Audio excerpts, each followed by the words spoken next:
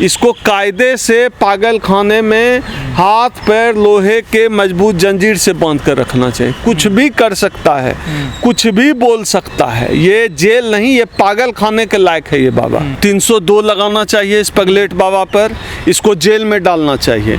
ये जितने 300 लोगों की जिनकी अब तक हम लोग जो है दुखद जो है मौत कह रहे थे, अगर इस पगलेट बाबा को पता था तो इसको तो जेल में डालना चाहिए। तो हत्या का आरोप नहीं, जो है ब्राह्मण लोग कहे चमत्कारी, हम लोगों के लिए पगलेट है, पागल की तरह करता है। अब हो लोग मारे गए, बेवकूफ़ जो है वो कह रहा है मुझे पता था, महाभारत रामायण की कहानी सुना रहा है बेवकूफ़ आदमी। कब तक लोगों को ये उदाहरण दिया ना, जैसा महाभारत को कृष्ण ने टाल पाया, ऐसे मैं नहीं टाल पाया। देखिए नहीं, ये सब जो इसका खेल है ना, ये सारा खेल प्रपंच नौटंकी, ये हम लोग तो कम से कम समझते ही हैं। ये पागल बेवकूफ़ आदमी कब तक पता नहीं लोगों को बेवकूफ़ बनाएगा। खैर बहरहाल इस देश में तो अभी यही चल रहा है, आजकल इसी बाबा की हवा है, तो ऐसे बेवकूफ़ चलेंगे और कुछ दिन तो और ज़रूर चलेंगे, मुझे उम्मीद है। फिर यह भी पता है कि ये भी जो है आसाराम बापू और राम रहीम की गति प्राप्त होंगे।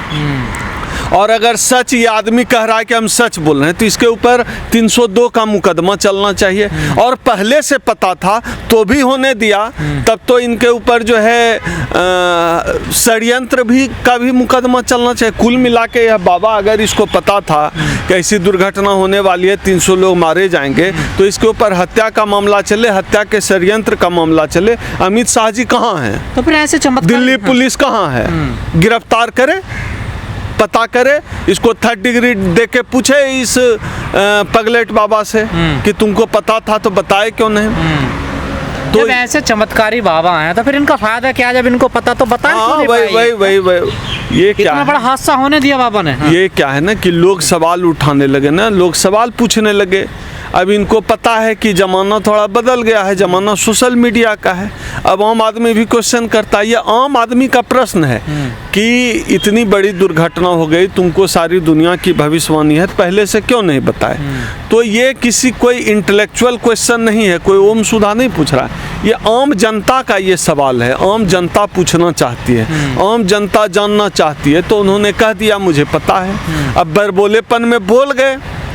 कोई और सरकार होती भारतीय, ये तो भारतीय जनता पार्टी का प्रवक्ता है, अभी प्रचारक है भारतीय जनता पार्टी का, कोई और पार्टी की सरकार होती तो अभी ये आदमी पगलेट ये जेल में होता है। मैं तो हमेशा से कहता हूँ, जिस तरह मूर्खतापूर्ण बात, आडंबरपूर्ण बात, पाखंड भरी बातें ये बाबा करता है, इसको कायदे से पागल खाने में हाथ पैर लोहे के मजबूत जंजीर से बांध कर रखना चाहिए। कुछ भी कर सकता है, कुछ भी बोल सकता है, ये जेल नहीं, ये पागल खाने के लायक है ये बाबा।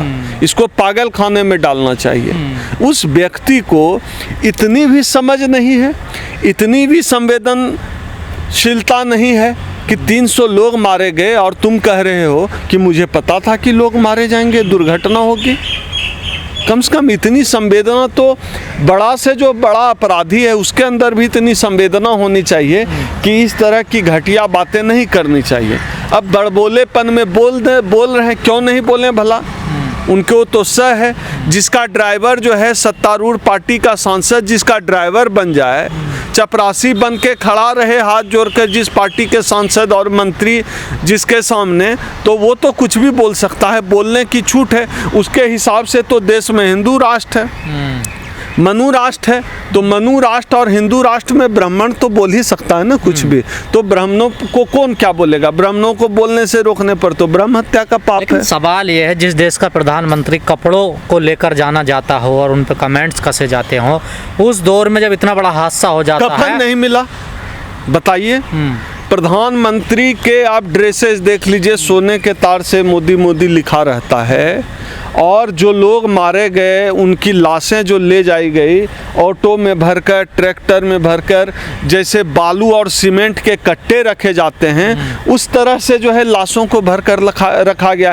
पैर बाहर हैं, इतना बड़ा कोई प्लास्टिक भी उनके पास नहीं है कि पूरी बॉडी को जो है ढक दिया जाए।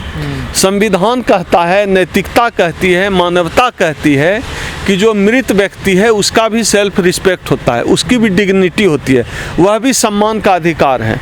लेकिन इस देश में न जीने का अधिकार है, न मरने का अधिकार है। इस स्थिति में देश को लाकर छोड़ दिया है। एक ऐसा ट्रेन चला रहे हैं, रोज़ उद्घाटन कर रहे हैं मोदी जी, 21 ट्रेन का उद्घाटन कर चुके, जो बकरी से टकरा कर टूट जा रही है। एक कोई ऐप का प्रचार कर रहे हैं, कवच, एक कोई वो टूल है जो कि ट्रेन में लगती है टैक्सी, अब उस रूट पे नहीं है, बता रहे हैं कवच। भाई ये क्या रहे हैं? सिर्फ इवेंट मैनेजमेंट से ये देश चलेगा?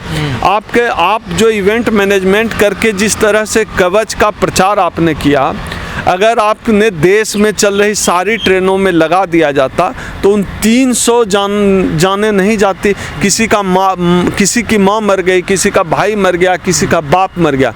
लेकिन अफसोस, सत्ता में बैठे हुए जो लोग हैं, जो इस देश के हुक्मरान हैं, जो आज दिशा और दशा तय कर रहे हैं, उनका कोई परिवार नहीं है। तो जिनका परिवार नहीं है, मैं सीधी सी बात जानता हूँ, जिसका अपना खुद का परिवार नहीं है, वह नहीं समझेगा कि बच्चा खोने का दर्द क्या होता है, बीवी खोने का दर्द क्या होता है, बाप माँ खोने का दर्द क्या होता है। जो अपने माँ बाप को छोड़कर चला गया हो भिक्षाटन करने, वह क्या समझेगा माँ बाप का दर्द क्या होता है। इस देश के 300 लोगों ने, किसी ने माँ बाप को खोया, किसी ने बच्चे को खोया, किसी ने भाई बहन को खोया, किसी ने पत्नी को खोया।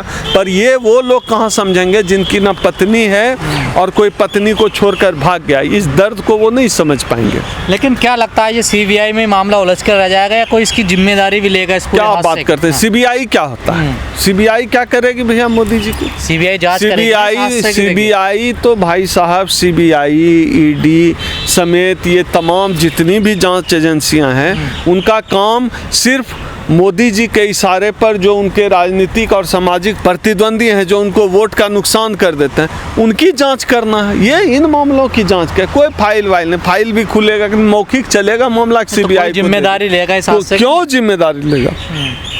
जब इस देश में प्रधानमंत्री मोदी रेल का उद्घाटन करते हैं, रेलवे स्टेशन का उद्घाटन करते हैं, एक ट्रेन का 21 बार उद्घाटन करते हैं, तो जिम्मेदारी तो तय है। लेकिन जिम्मेदारी कहाँ से लेंगे? क्या इनके अंदर इतना नैतिक बल है? जब गुजरात में दंगा हुआ था तो क्या इन्होंने जिम्मेदारी ली थी? जब गुजरात में दंगा क्या नरसंहार हुआ, उसकी जिम्मेदारी नहीं ली, तो इन लोगों से आप नैतिक बल की उम्मीद नहीं कर सकते। किसी अधिकारी की गलती रही है तो इसमें मोदी जी का क्या दोष है? ट्रेन का उद्घाटन करते हैं मोदी जी, नीति बनाने का काम करते हैं मोदी जी। कोई अधिकारी डीआरएम ही है, उसकी औकात है कि कवच लगा देगा जब तक सरकार से अप्रूव नहीं होगा? तो सरकार की नीति और सरकार की नीयत चीज़ों को तय करती है। सरकार की नीति जनता के खिलाफ है, सरकार की नीयत जनता मर जाए, खो जाए, बर्बाद हो जाए, रसातल में चला जाए। सरकार की नीयत जनता के लिए नहीं है, जनता के खिलाफ है। तो फिर इस सरकार से उम्मीद नहीं कर सकते आप। लेकिन बीजेपी सरकार जो रेल मंत्री है उसका भी इस्तीफा नहीं करवा रही है। अभी तो भाई आप रेल मंत्री का इस्तीफा खोज रहे हैं। जब यह दुर्घटना हुई, पूरा देश पहले यही जानना चाह रहा था कि रेल मंत्री कौन है। सबसे अधिक गूगल पे सर्च हुआ who is rail minister of India. अब रेल मिनिस्टर कौन है नहीं पता है, आप जो है रेल मंत्री का जो है इस्तीफा खोज रहे हैं। उस बेचारे, उस गरीब ब्राह्मण की क्या गलती है भैया? उसकी क्या गलती है? वो क्या करता है? उसको तो बस लाया गया है बेचने के लिए कि तमाम संसाधन को, तमाम रेल की संपत्तियों को बेचो। उसका काम थोड़ा ही है रेल चलाना। उसका सिक्योरिटी से क्या लेना देना? हम लोग याद करते हैं आज से 1 दशक पहले जब रेल में चलते थे तो लोकल ट्रेन में भी रेलवे पुलिस फोर्स के जवान होते थे। बहाली नहीं है रेलवे पुलिस फोर्स, लोग रिटायर हो रहे हैं, नई नियुक्ति नहीं हो रही है। सिक्योरिटी को सरकार से कोई लेना देना, आप मर जाएं, खो जाएं, क्या अंतर पड़ता है? रेल के हर डिब्बे पे लिखा रहता है कि आज़ादी का अमृत महोत्सव मन रहा है देश। तो ये अमृत महोत्सव से जो है अ हटा दीजिए, मृत महोत्सव है इनका, जो है अमृत से अ हटाइए। ये मृत महोत्सव है। ये जो रेल चला रहे हैं, जिस रेल के डिब्बे पर अमृत महोत्सव लिखते हैं, वहाँ मर जा रहे हैं 300 लोग। तो ये मृत महोत्सव है जनता के लिए, उनका अमृत महोत्सव है, क्योंकि उनको वोट मिल रहा है, चुनाव जीत रहे हैं, सरकार में है, सत्ता में। पहले ट्विटर पे खबर चली थी कि जहाँ हादसा हुआ वहाँ पे मस्जिद है, लेकिन बाद में लोगों ने सर्च किया तो सामने मंदिर है बहुत बड़ा जहाँ हादसा हुआ है। देखिए क्या है कि इस देश में इस सरकार और इसके टुटपुंजिए चेले चपाटे, इनके लिए मंदिर मस्जिद से आगे इनको कुछ दिखता नहीं। इनको कोई डेवलपमेंट का काम नहीं करना है। इनको जो है तमाम जितने भी पब्लिक वेलफेयर के जितने भी काम थे पूरे देश में रोक दिए गए हैं। जनता जो है खस्ता हाल है, किसान, छात्र, नौजवान, देश का हर नागरिक परेशान है। कभी नोटों की लाइन में लगा दिया, कभी जीएसटी भरने पर छोटे बड़े व्यापारियों की कमर तोड़ दी। आज लाखों लोग पलायन कर रहे हैं, छोटे बड़े व्यापारी इस देश से। तो उनको इन चीज़ों से कोई लेना देना नहीं है। उनको पता है कि इस देश के लोग नासमझ हैं, इस देश के लोग मूर्ख हैं, इस देश के लोगों को गधा बनाया जा सकता है हिंदू मुस्लिम के नाम पर। तो लोगों को गधा बनाने का जो है इस देश में एक सूत्री एजेंडा चल रहा है भारतीय जनता पार्टी और राष्ट्रीय स्वयंसेवक संघ का। यह असल में मनुवाद का एजेंडा है। यह इस देश में ब्राह्मणीकरण को लागू करने का एजेंडा है कि देश के लोगों को गधा बनाओ, सत्ता में आओ, शिखर पे आओ और देश के लोगों की कोई परवाह नहीं करो।